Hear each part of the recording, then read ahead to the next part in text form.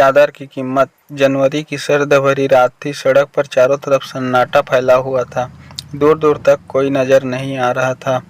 बीच बीच में सिर्फ कुत्ते के भौंकने की आवाज आती थी, जो कि सड़क की सन्नाटे के बीच बीच में चीर रही थी। लेकिन सड़क के किनारे बनी झोपड़ी में वह बूढ़ी माँ अपने बच्चे के साथ किसी तरह उस ठंड से बचने की कोशिश कर रही थी।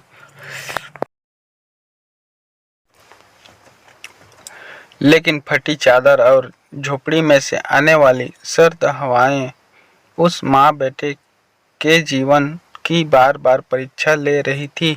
वह दोनों जितना ठंड से बचने की कोशिश करते, ठंड उतनी ही बढ़ती जा रही थी, जिसके कारण उस बूढ़ी माँ से उसका बेटा बोलता है, माँ, क्या हम हमेशा ऐसे ठंड से कांपते रहेंगे? क्या हम लोगों के पास अपना पक्का घर और ओढ़ने के लिए कभी चादर नहीं होगा क्या? जिससे यह सब बातें सुनकर उस बूढ़ी माँ का मन ही मन कलेजा कांप जाता है। लेकिन कभी जीवन से हिम्मत न हारने वाली वह बूढ़ी माँ अपने बेटे को सांत्वना देती कि बेटा, जब तुम बड़े हो जाओगे तो वह सब हमारे पास होगा जो तुम पाना चाहते हो। बस तुम अपने पैरों पर खड़ा हो जाओ और फिर तुम इतना कमाना कि चादर की कीमत तुम्हारी कमाई से कम लगे, जिससे आसानी से तुम अपने लिए चादर खरीद सकते हो। अपनी माँ से यह बातें सुनकर उस बेटे का हिम्मत जोश से भर जाता है। फिर मन ही मन सोचता कि जरूर एक दिन वह बहुत बड़ा आदमी बनेगा, जिससे वह अपने और अपने माँ के लिए चादर खरीदेगा, जिससे फिर कभी ठंड से अपनी माँ को और खुद को परेशान नहीं होना पड़ेगा। और इसी सपने को पूरा करने के लिए उस बूढ़ी माँ का बेटा अपने माँ के साथ दिन भर मेहनत मजदूरी करता और मन ही मन सोचता कि एक दिन जरूर उसका सपना पूरा होगा।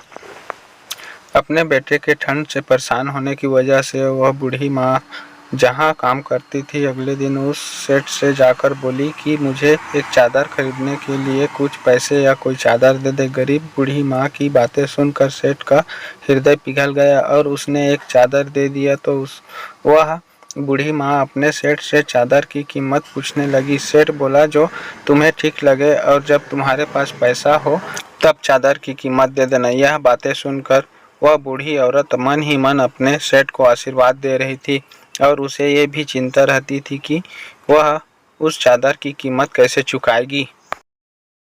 समय बीतता गया। उस बूढ़ी माँ के हाथ पांव पहले के मुकाबले कमजोर हो गए और वह लड़का बड़ा हो गया, जिसे अब वह लड़का अपनी बूढ़ी माँ को काम पर नहीं जाने देता और खुद को इतना काबिल बना लिया था कि वह अपना पढ़ना लिखना जान गया था, जिसके कारण उसे उसी सेठ के यहाँ नौकरी मिल गई।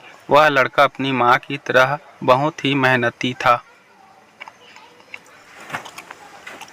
जिससे उसका सेठ भी उस लड़के के काम से प्रभावित होकर उसकी पहली तनख्वाह पर उसके तनख्वाह के साथ उसके लिए एक चादर भेंट करनी चाहिए। तो यह सुनकर उस लड़के की आंख भर आई और वह अपने सेठ से बोला कि साहब, आप जो चादर देना चाहते हैं उसे मुझे ना देकर मेरी माँ को भेंट करेंगे तो शायद चादर की असली कीमत होगी, क्योंकि अगर आज मैं जिस मुकाम पर पहुँचा हूँ तो शायद इसमें मेरी माँ का ही हाथ है और इसलिए इस चादर को मेरी माँ को भेंट करना।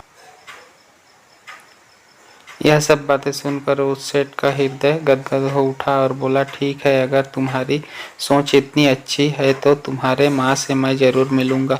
तुम कल अपनी माँ के साथ आना। और फिर जब अगले दिन वह बूढ़ी औरत अपने बेटे के साथ उस सेठ के पास गई तो वो तुरंत उसने अपने सेठ को पहचान लिया और सेठ द्वारा दिए गए पहले चादर की कीमत देने की बात याद आ गई।